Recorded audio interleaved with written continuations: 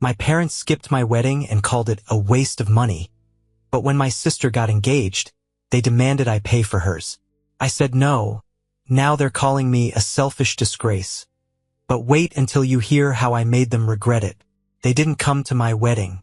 No calls, no messages, not even a half-hearted excuse about being busy. Just silence. I waited until the last moment, still clinging to a thin thread of hope that maybe, just maybe, my parents would walk through those doors pretending they cared. But they didn't. My wedding, the biggest day of my life, was just another ordinary Saturday for them. It wasn't like I hadn't seen it coming. My parents had been vocal about how frivolous weddings were, how I was wasting money on nonsense, how I should have just had a courthouse ceremony and been done with it. But it wasn't about the money. It never was. It was about control. My younger sister, Melanie, was the golden child. She could do no wrong. And me? I had spent my entire life trying to prove that I was worthy of their love, their respect. I thought maybe, if I did everything right, they'd finally look at me the way they looked at her. I was wrong. Melanie, of course, was there. She had made a show of coming in late, strutting into the reception in a dress that was just a little too white to be a coincidence, and spending the entire evening sulking at the back table, barely speaking to me. When I finally got a moment alone with her, I asked why Mom and Dad hadn't come. She scoffed. Why would they? It's just a wedding, not something important. That sentence burned itself into my brain. Not something important. But a year later, when Melanie got engaged, everything changed. Suddenly, weddings were important. My parents, who had dismissed mine as a waste of time, were now treating hers like the event of the decade. They gushed about venues, debated color schemes, and swooned over dress designs. And then came the call. We were thinking, my mother said, her voice careful, calculating, that you could help out with some of the costs. Just a little bit, to support your sister. I almost laughed. Almost.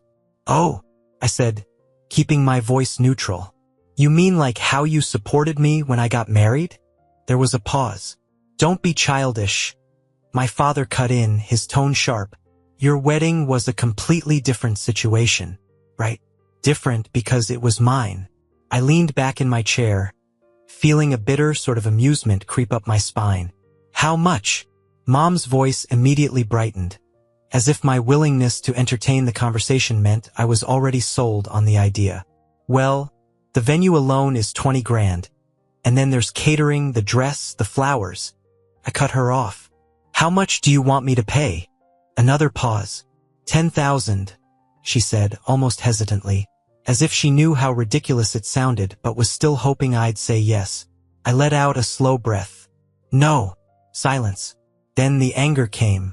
My parents' reaction to my refusal was immediate and brutal. You're being selfish, my father barked. Melanie would do this for you. I let out a humorless chuckle. Would she? Because I don't remember her offering to help when I was struggling to cover my own wedding expenses. She's your sister. My mother tried, her voice softer now, attempting manipulation instead of anger. This is what family does. Family. That word had been used against me my entire life. Growing up, it was always about Melanie. She was the golden child, the one whose every achievement was celebrated, whose every whim was indulged. I, on the other hand, was an afterthought. When she needed money for extracurricular activities, my parents found a way. When I needed help paying for college books, I was told to get another job. When she wanted to study abroad for a summer, they dipped into their savings. When I wanted to move into my first apartment, I had to figure it out myself. And somehow, through all of that, I still kept trying to prove myself to them. When Melanie graduated, I was already working full-time, saving up, being responsible. But that didn't stop my parents from expecting me to help support her. She's still figuring things out, my mom would say. You're more stable than she is. So I paid. I covered small things at first, her groceries, her phone bill. Then it became rent payments, car repairs, even her vacations. Every time I tried to protest, my parents shut me down. You're family. Family helps each other. But that so-called help only ever flowed in one direction. When I got engaged, I stupidly thought things would change. I had a small wedding, Nothing extravagant, just a gathering of close friends and the few family members who actually cared. I invited my parents, of course. Despite everything, I still wanted them there. I still thought maybe, if they saw how happy I was, they'd be happy for me too. They didn't come. Instead, they went on vacation with Melanie that weekend. I should have cut them off then. I should have seen the writing on the wall. But some part of me, the part that still craved their approval, held on. But now they were asking me for $10,000 like it was a given, like I owed them something. I thought saying no would be enough. I thought they'd accept it and move on. I was wrong. The escalation. At first, it was just guilt-tripping. Calls from my mother, messages from my father. Think about what you're doing, they'd say. Do you really want to be the reason your sister's wedding is ruined? Then Melanie got involved. You're seriously not helping, she texted one night. It's just money. You make plenty. Why are you being so bitter? Bitter. That word stung more than it should have. She had no idea what I had sacrificed for her. I didn't reply. A week later, the calls changed. No more fake concern. Just anger. You think you're better than us? My father snarled. You think just because you got married and moved out, you're too good for your family? I almost laughed at how transparent it all was. No, I said calmly. I just think it's time you figured things out without me. The next day, I got an email from Melanie's fiancé, Jason. Subject, let's talk. Hey, I don't know what's going on between you and your family, but this is getting out of hand. Your parents are really upset and Melanie is stressed beyond belief. I get that there's history here, but maybe we can come to some kind of compromise? You don't have to pay the full $10,000, but if you could contribute something, it would mean a lot. Let's talk. I stared at the screen for a long time. Jason was a decent guy. I had nothing against him. But this wasn't his fight. I closed the email without replying. That was my second mistake. Because after that, things went nuclear. The breaking point builds. Melanie went full victim mode. She started posting vague social media updates about selfish people who don't care about family. She made sure to mention how heartbroken she was that certain loved ones were refusing to be there for her in her time of need. The messages poured in. Mutual friends, extended family, even people I hadn't spoken to in years. What's going on? Why aren't you helping Melanie? Dude, it's just money. Don't be that guy. At first, I ignored it. But then I started getting messages from my parents' friends, people I barely knew. I always thought you were a good son. Guess I was wrong. This is disgraceful. Your poor mother is beside herself. You should be ashamed. Ashamed. That was the word that finally pushed me over the edge. I had spent my entire life feeling ashamed. Ashamed that I wasn't enough. Ashamed that I wasn't the child they wanted.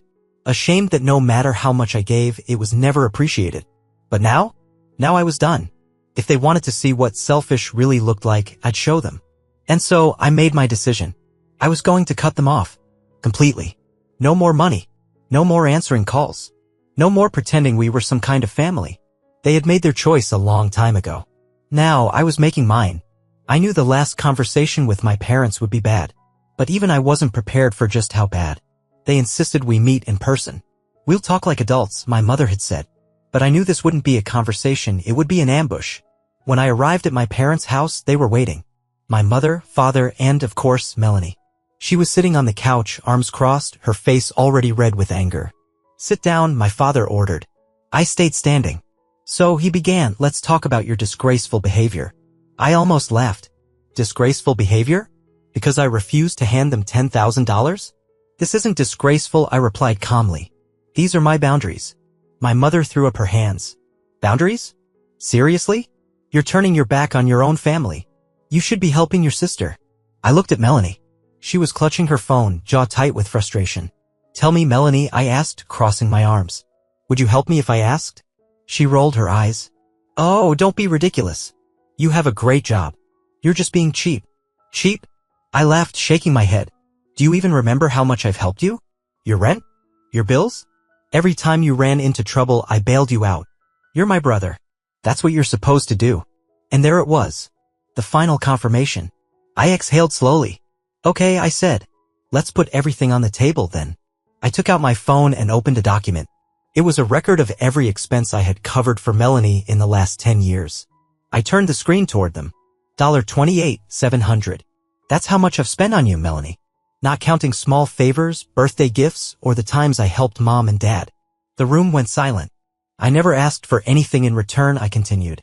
But now, the first time I say no, You all turn on me? My father slammed his hand on the table. Enough of this nonsense. We are family, and family helps each other. I stared at him. Then where were you when I needed help? My mother gasped. How can you say that? We've always supported you. I let out a hollow laugh. Really? Then why didn't you come to my wedding? Their faces darkened. Melanie shot up from her seat, pointing a finger at me. You're just being bitter. You want to punish all of us because you're miserable. You've always been jealous because Mom and Dad love me more. I stared at her, waiting for the pain to hit, but there was nothing. No anger, no sadness, just emptiness. I finally understood I was never family to them. I was just an ATM. I'm done, I said, voice steady. From this moment on, I am no longer part of this family. You made your choice. Now I'm making mine. My father stood, furious. If you walk out that door, don't come back. I smiled. Perfect. I turned and left. Melanie was screaming behind me. My mother started sobbing, but I didn't look back. When I got into my car, my father's number popped up on my phone. I silenced it. This time they could cry, yell, and curse all they wanted. I was finally free. I thought walking away would be the end of it, that I could just cut them off and finally live my life in peace. I was wrong. The storm didn't pass, it only grew stronger. For the first few days, my phone was an explosion of calls and messages. My parents, Melanie, even distant relatives who had no business interfering. The messages ranged from guilt-tripping to outright insults. Mom, please, sweetheart, don't do this. We're family. Dad, you're being childish. Call us back. Melanie, you're so selfish. I hope you rot alone. Aunt Linda, I don't know what's happening, but your mother is in tears. Fix this. I ignored every single one. For the first time in my life, I felt a sense of calm. A strange, unfamiliar silence that wasn't filled with demands, expectations, or obligations. I had always thought family was supposed to feel like home, but now that I had shut the door on them, I realized my home had never been with them in the first place. But my parents weren't the type to accept defeat. And then the real battle began. The guilt tactics. It took less than a week for my mother to switch from anger to desperation. She left voicemail after voicemail, her voice trembling, on the verge of tears. I don't understand how you can be so cruel to your own family. Melanie's been so stressed about the wedding. She says she doesn't even want to go through with it anymore. Is that what you wanted? I miss you, sweetheart. Can we just talk? I almost believed that last one. Almost. But I knew better. They didn't miss me. They missed what I could do for them. They missed my money. They missed my compliance. They missed their control over me. It wasn't me they wanted back. It was the version of me they could manipulate. The sabotage attempt. 2 weeks later, the situation escalated. I got a call from an unknown number. I let it go to voicemail, but when I listened, my stomach dropped. It was my boss. Hey, just wanted to check in. I got a call from your father. He said he was worried about you, that you were acting erratically and making reckless financial decisions. He asked if we could help. Call me back. I froze. They were trying to ruin my job. I called my boss immediately, explaining everything.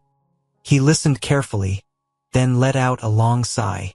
That's some manipulative nonsense, he said. You don't need to worry. Just focus on work. If they call again, I'll shut it down. I hung up, my hands shaking. They weren't just upset. I had become their enemy. And if they couldn't control me, they would rather see me fail. That was the moment I knew, without a doubt, that I had made the right decision. The silence. After that, the calls stopped. No more voicemails. No more messages. No more desperate attempts to pull me back in. First, I thought it was over. Then I realized they weren't done. They were just regrouping. 2 months passed. Life was quieter, calmer. I focused on work. I went out more. I started actually enjoying my life. Then, one evening, I got a text from an unknown number. Melanie, I hope you're happy. The wedding is canceled. Mom and Dad blame you. I blame you. You ruined everything. I read it twice. Then I deleted it. Because for the first time in my life, I didn't care. The final attempt. 3 months later, just when I thought they had finally let go, my mother showed up at my apartment. I opened the door to see her standing there, clutching her purse, eyes red from crying. I should have slammed the door in her face, but I didn't. I stepped outside and crossed my arms. "What do you want?" She sniffled. "Can we talk?" I didn't say anything, just waited. She took a deep breath. "Your father isn't doing well. This whole situation has put so much stress on him. He's not sleeping. He's barely eating." I said nothing. She tried again. "I know we made mistakes. I know things got complicated. But we're your family." That word again. Family. It was the word they had always used to keep me under control. To keep me giving, sacrificing, bending. But it didn't work anymore. "I'm not coming back, Mom," I said flatly. She looked stunned. "You can't mean that." "I do." Her face twisted. "So that's it? You're abandoning us?" I laughed, but there was no humor in it. "You abandoned me years ago. I'm just returning the favor." Tears welled in her eyes. "I don't even recognize you anymore." I met her gaze. "Maybe that's because, for the first time, I'm not bending over backwards for you." She took a shaky breath, as if trying to process that. Then, she shook her head. "You'll regret this." "No," I said, stepping back inside. "I won't." And I shut the door. Moving forward, that was the last time I saw my mother. I heard through distant relatives that Melanie ended up having a smaller, cheaper wedding. That my parents weren't happy about it. That they blamed me for everything. I expected that. What I didn't expect was how good it would feel to finally be free. No more guilt. No more manipulation. No more being treated like an ATM instead of a son. For the first time in my life, I was living for me, and I had never been happier. I used to think that family was forever, that no matter what, blood was thicker than water, that if I just proved myself, worked hard enough, sacrificed enough, gave enough, one day my parents would finally see my worth. That day never came, and now it never will. It's been a year since I walked away, since I set boundaries and finally chose myself over them. And in that year, I've learned more about family, love, and self-respect than I ever did in all the years I spent trying to please them. But it wasn't easy. The aftermath. What came next? After my mother showed up at my apartment and I shut the door on her, I expected her to keep trying. Maybe another surprise visit. Maybe more guilt-tripping texts. Instead, I got nothing. Total silence. And honestly, that was almost worse. For the first few weeks, I kept waiting for the other shoe to drop. I checked my phone constantly, half expecting a missed call or another dramatic message from Melanie. But there was nothing. It was like I had ceased to exist to them. First, it hurt. As much as I had wanted to break free, some part of me, the part that had spent decades trying to earn their approval, still ached at how easily they let me go. But then, little by little, that hurt started to fade. Because I realized something. I wasn't losing a family. I was escaping a cage. Finding myself again. Without them in my life, I had to ask myself, who am I when I'm not being used? For so long, my identity had been tied to my role in the family. I was the provider, the one who fixed everything, the one who kept everyone afloat, even at my own expense. Now, for the first time, I was just me. And at first, that was terrifying. I didn't know what to do with all the time, energy, and money that was no longer being drained by them. I had no idea what I actually wanted in life because I had never been allowed to prioritize myself. So I started small. I went on my first real vacation, one where I didn't have to worry about bailing someone else out. I traveled to Europe, something I had always dreamed of but never let myself do because family responsibilities came first. I started going to therapy, working through years of manipulation and self-doubt. My therapist was the first person who ever said to me, "You don't owe them anything," and I actually started to believe it. The final attempt. 6 months after I cut them off, my father tried to reach out one last time. I was at work when my phone buzzed with an unknown number. I let it go to voicemail, but when I listened, my stomach twisted. "Dad, look, I know things got messy, but we're still your parents. and you'll always be our son. I think it's time to let the past go and come home. I sat there, staring at the phone, emotions warring inside me. Not once did he say sorry. Not once did he acknowledge what they had done. Just a smooth, calculated attempt to reel me back in, like nothing had ever happened. I thought about calling back, about giving him one last chance. But then I remembered everything. The years of emotional blackmail. The way they had laughed behind my back while taking my money. The way they had sabotaged me when I refused to play their game. And I deleted the voicemail. That was the last time they ever tried to contact me. A new beginning. 1 year later, I'm happier than I've ever been. I got a promotion at work. Something that would have been impossible if I was still financially shackled to my family's endless needs. I moved to a new city, far away from the toxicity of my past. And most importantly, I built real relationships. People who actually cared about me. Friends who didn't see me as a wallet. A partner who loves me for who I am, not what I can provide. For the first time in my life, I know what healthy love feels like. Lessons learned. If there's one thing I've learned from all of this, it's this. Family isn't defined by blood. It's defined by love. Just because someone is related to you doesn't mean they deserve access to your life. Love without respect isn't love. It's control. And no matter what anyone says, you don't owe anyone your peace, your money, or your sanity just because you share DNA. I used to think that walking away from my family was the worst thing I could ever do. Now I realize it was the best thing that ever happened to me.